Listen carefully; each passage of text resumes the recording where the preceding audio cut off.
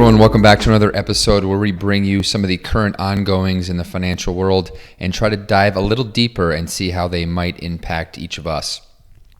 Today's topic, we're going to talk about inflation, the big I word. There's been a ton about this in the media recently. We just had the May CPI number come out, which was a blowout on the surface. If we look at it a little bit deeper and go back to some other comparison years, it's not all that crazy, but certainly it is something that is newsworthy and something that is very impactful. Before we get started on the topic, if you haven't done so, please subscribe to the channel and also like this video. Okay, so inflation, real quick, we're going to get into what it is, but I really want to dive a lot deeper into how it impacts us, how it impacts our wages, our savings, and investment accounts. That is the big hole that I think not a lot of people talk about, and it's really the most meaningful and impactful, which I think is unfortunately a shame that we don't have a lot more out there on what's actually happening to our dollars. But real quick, if you've held the job and you pay bills, you know exactly what inflation is. It's the increase in prices for things that we buy. That's it. That's really all inflation is in a nutshell. But what does it actually mean? Is it a good thing or is it a bad thing? Well, just like a lot of things financial related, you can have an ambiguous outcome depending on who you ask about inflation. It's typically seen as a moderate positive if it's at a general pace of 1 to 3% increase year to year, but it also needs to be accompanied by rising wages and a strong economic growth backdrop. Now, if you haven't had a wage increase in a few years, then inflation is an absolute negative for you. You know exactly what I'm talking about. You know, your wages are staying stagnant, but like I just mentioned, we all know that the basket of goods we're buying at the grocery store or the new car we're buying or the airfare we're using to see the in-laws, I mean, all that stuff is going up. So wages are a huge counterpart to inflation. If they are not going up and not sustainably going up, then that is a massive problem, as we're going to see. We're going to jump to this slide here and talk about the concept of realized rate of return. Everybody talks about, what did I earn last year on my portfolio? What kind of raise did I get? What is my savings account or CD yielding? That's great. That's the start of it all.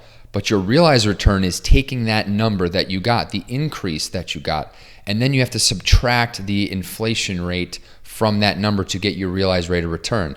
We can see here, I'm just using a simple savings account example yielding 0%. But you can apply this to, like I said, your wages or your investment portfolio. And the simple formula is taking the rate of return that you got and subtracting inflation. Here, the savings account yielded 0 and inflation was 2%. So we have a negative realized rate of return of 2%.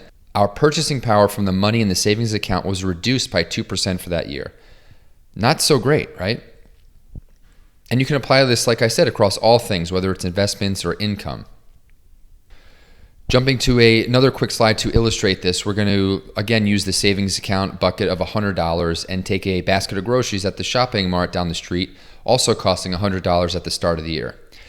The savings account's growing 1.5%, while the basket of groceries is growing 3%. That's our inflation bogey here. You can see after the first year, yes, the basket of groceries increases by more, but it's really kind of a negligible amount of money. However, if this is happening every month, every year for a handful of years, and we're still getting that same rate of return versus the inflation rate and falling that much far behind, you can start to see how the gap starts to widen to a substantial level. And just using this example, if you go to the grocery store a few times a month and you do that obviously for 12 months, that really starts to have a negative impact on our budgets. And that's just one piece of our everyday lives of things that we're consuming. We can apply this across the board, and you can really start to see how inflation can be a negative factor. I had a client ask me about a week ago, he said, what if inflation is running at 10% a year? What is the best place to be? Should I just kind of park in savings and, ride things out? Absolutely not.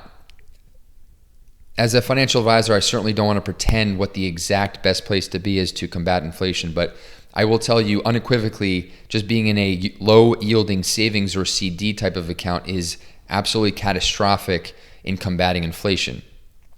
As we just saw in the example previously, if inflation is running at 10% based on my client's question, even if you're getting 2% on a savings account, just do that simple equation. 2 minus 10 is -8. Your realized rate of return is -8%. your purchasing power on that money in the savings account has gone down by 8%. What can we do to try to combat inflation? Well, we can look at some historical asset classes that have done well as a ballast against inflation. Think real estate, REITs, commodities, dividend-paying equities, or just equities in general. These have all historically done fairly well in combating inflation, or at least rising at the level or exceeding the level of inflation, which is really kind of the goal. It's like a marathon race, inflation versus our wages and versus our investment accounts. Which one is showing the higher rate of return, because that's the one that's winning in the long run. And that is really the essence of inflation and how it can affect our wages and our portfolios. I like to use the analogy on inflation as kind of this invisible power, or even like a financial black hole that we never really see, but the effects are always there.